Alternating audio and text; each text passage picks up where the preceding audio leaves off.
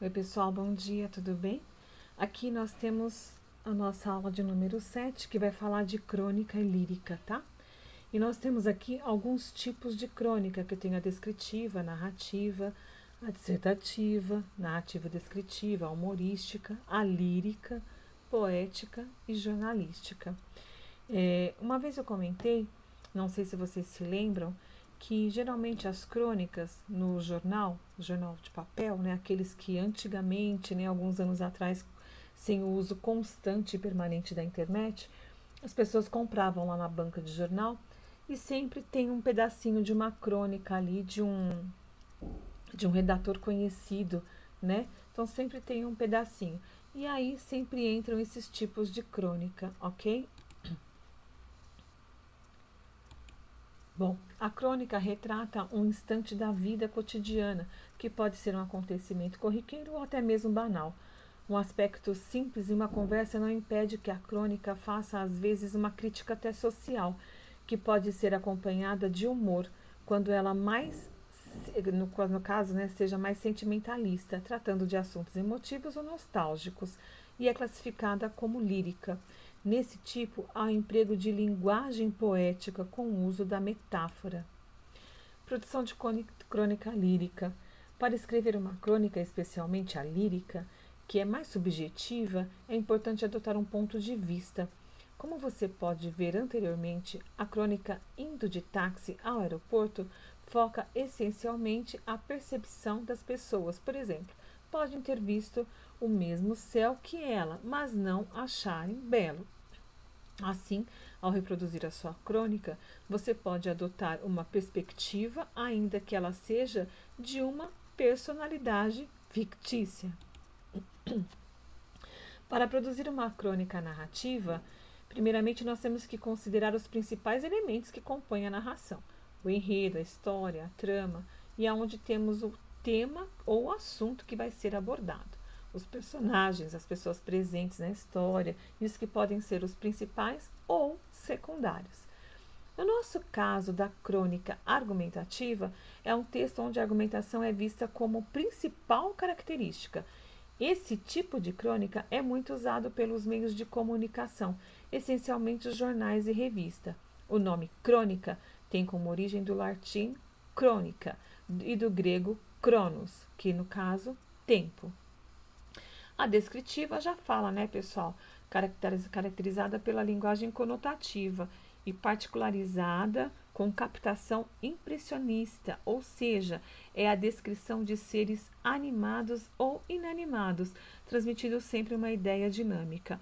E a poética, ela ressalva um gênero lírico, no caso de um poema, mas continua sendo aquele texto que eventualmente encontramos em uma coluna de jornal em meio de tantas notícias ruins. Objetiva. No capítulo anterior você viu que as ligações entre as orações podem formar um período por coordenação ou subordinação. As orações subordinadas podem ser classificadas em substantivas, adverbiais, adjetivas, que são chamadas dessa forma por sua semelhança de função, respectivamente, com os substantivos, advérbios ou adjetivos. Após o estudo das orações subordinadas substantivas e das adverbiais, o foco será as orações adjetivas. Leia a seguir a continuação de uma crônica lírica. Lembre-se de que o objetivo basicamente é um modificador do substantivo, atribuindo a ele a qualidade de estado ou aspecto que deve ser. Ele pode exercer a função sintática de adjunto adnominal ou de predicativo. De modo similar ao adjetivo, oração subordinada adjetiva exerce a função de adjunto adnominal. Exemplo: a menina estudiosa foi bem na prova. A menina que estuda foi bem na prova. No exemplo 1, o adjetivo estudiosa é atribuído à menina, funcionando como um adjunto adnominal. No 2, a oração subordinada adjetiva, que estuda, equivale ao adjetivo estudiosa, sendo também atribuído à menina. Oração subordinada adjetiva restritiva. Bom, ela denomina-se porque ela restringe, ou seja, ela é subordinada porque limita o sentido do termo a que se refere. No caso, você viu por ser um substantivo ou um pronome. Nesse modo, esse tipo de oração é indispensável para o sentido da frase. Além disso, ela não se separa do termo antecedente por vírgula. Exemplo: os alunos que tiraram nota 10 não precisavam entregar o trabalho final.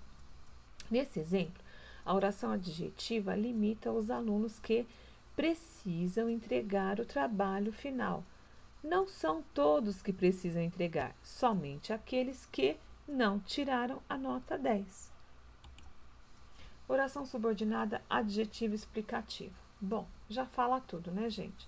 Você tem que explicar o termo e considerar que ela é indispensável para o sentido da frase.